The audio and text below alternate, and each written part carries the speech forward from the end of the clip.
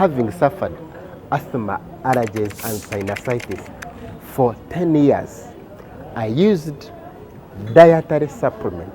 These are the foods I used, and these are the foods I avoided, plus the herbs I used to treat my asthma and allergies completely. Watch out.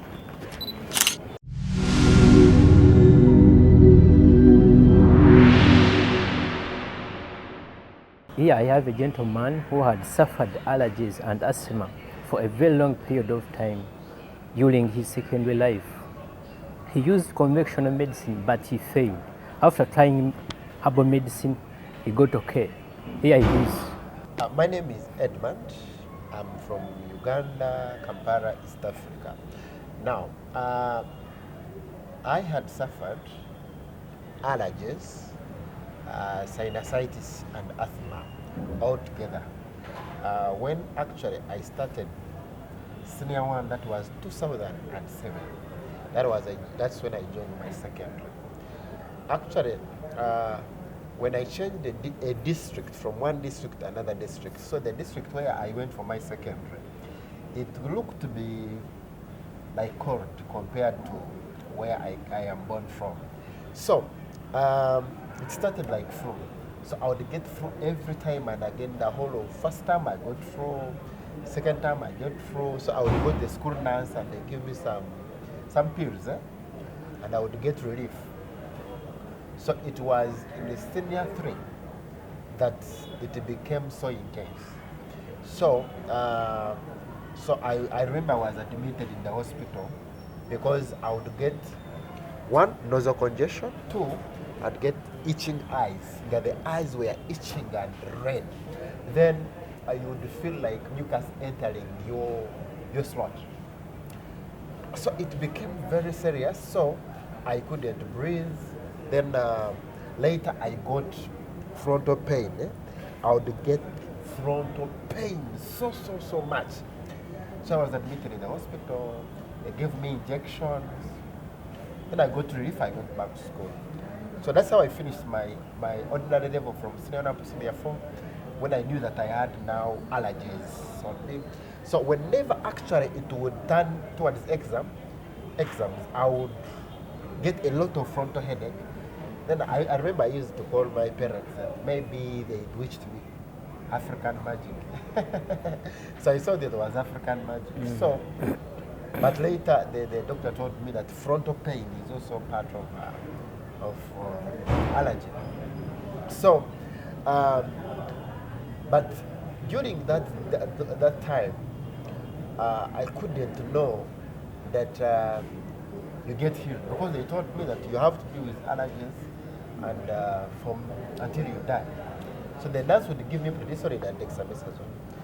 So that's how actually I finished my O-level with allergies. Okay.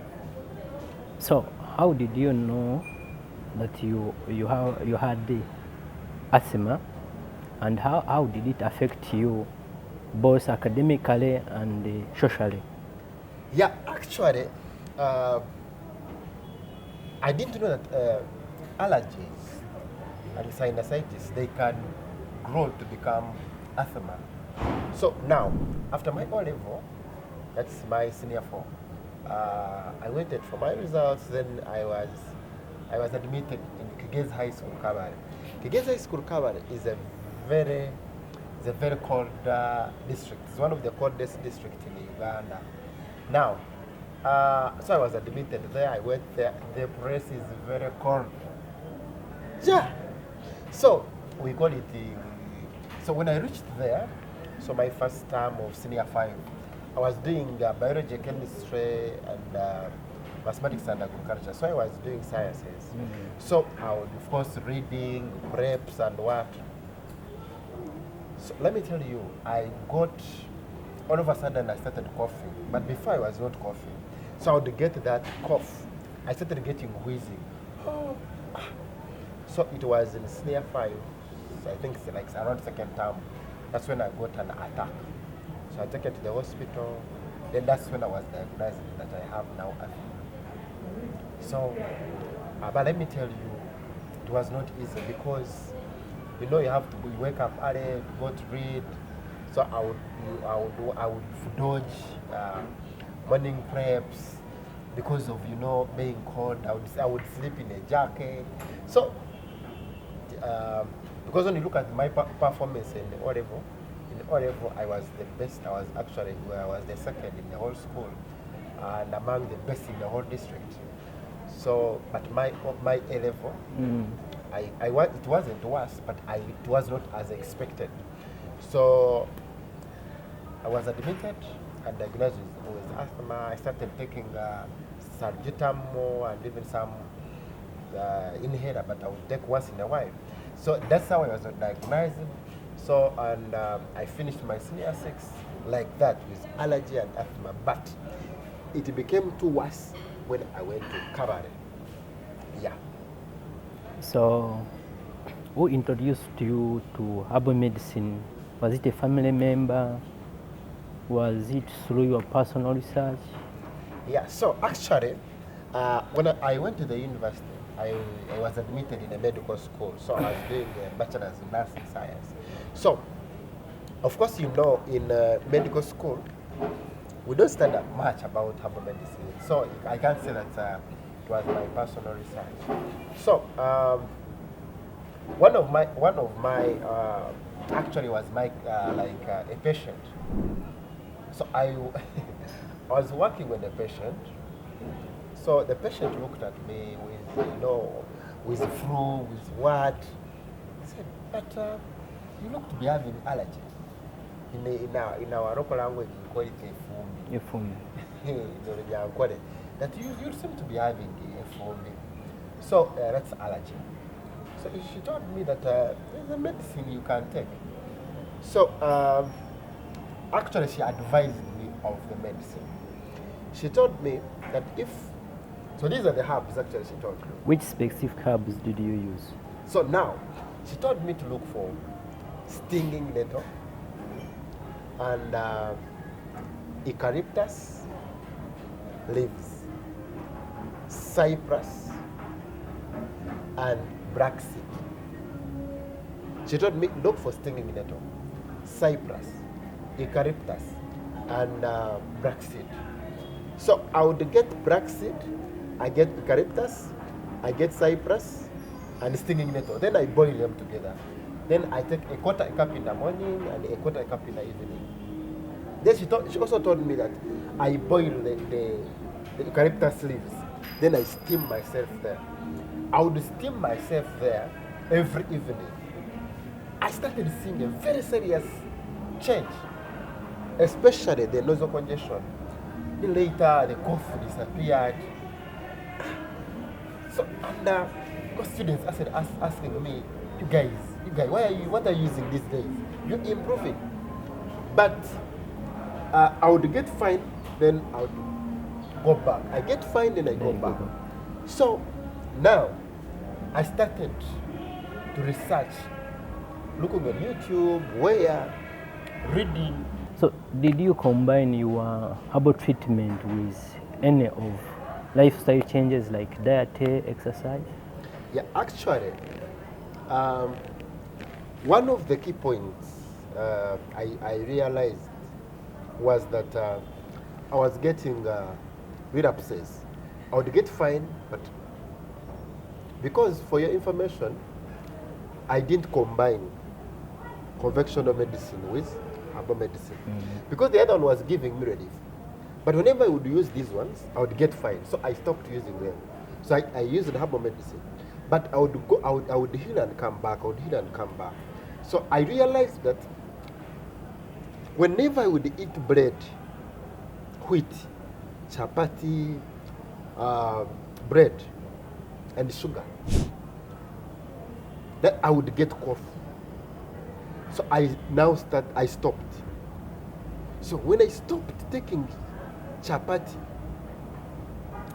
bread, and sugar, then I spent the whole of a full month without getting an attack. Okay? Then there's a time when actually I had gone for the party, and I took like soda. Then there was then this wedding cake. I got an attack. So I realized that now, yes, I'm taking herbal medicine, but these are the foods I am not supposed to be eating if I must be fine. So these are the foods. One, carbonated drinks, wheat, that's chapati, mandazi, then sugar, then also milk. Because when you take milk, it makes the body to produce mucus. So I stopped milk. Also, let me tell you, after my course, my medical course, around 2017, up to now, I've never gotten any attack. If I get flu, I get like normal people. You get? So, it's herbal medicine plus leaving some foods. It helps me, it helps even, actually let me tell you for your information, even now, if I take those foods for like a week, I can get those signs again. Thank you. So the message I want to give to someone who's suffering with allergies, asthma, and sinusitis, one is that your nutrition, your diet plays a big role in your condition. You need to look at anti-inflammatory foods and inflammatory foods. So the inflammatory foods, these are the foods you eat and increase, or they increase they exacerbate the signs and symptoms. Number one, for example, is carbonated drinks. If you can stop carbonated drinks, or if you are a parent, kindly stop your children who have allergies and asthma taking sodas, and also taking refrigerated food for example, cold foods like ice cream. Then wheat is very bad for people having inflammation. Then milk makes the body produce a lot of mucus. Then there are what we call inflammatory foods. For example, if someone takes green juice, like for example, like this is green juice. This is green juice. It's what I take. For example, this is avocado plus greens, dodo. Then that's what I take. Then moringa. Then, for example, if people are taking turmeric and black pepper, they are very good for them. Then another thing is try to use herbs. Herbs, especially like stinging nettle and black seed.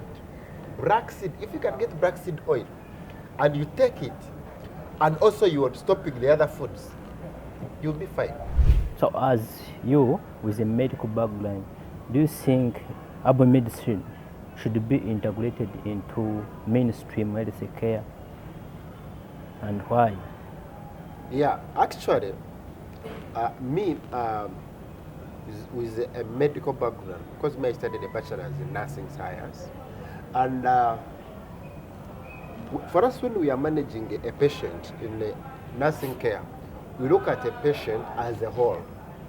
We need to look at the causes more than we look at just the signs and symptoms and the treatment. So I think, one, herbal medicine, there should be more research on herbal medicine so that we have quality herbal medicine. Then we can integrate it in the mainstream treatment. For example, me now, I do integrative care. I do both herbal medicine and the conventional medicine. But I have found that actually most of my clients, they respond more on herbal medicine, nutrition and diet, more than they respond on conventional medicine. So I would encourage people to try out, especially dietary supplements. Then you look at the right herbs, because even herbs are sometimes they cannot be, sometimes they are not good. So get the right herb, then look at the nutrition. Especially me, I look at keto diet. If people can try keto diet, then they can also try intermittent fasting. Veg. Let me tell you, the future is bright. Thank you so much for your story. God bless you. God bless you.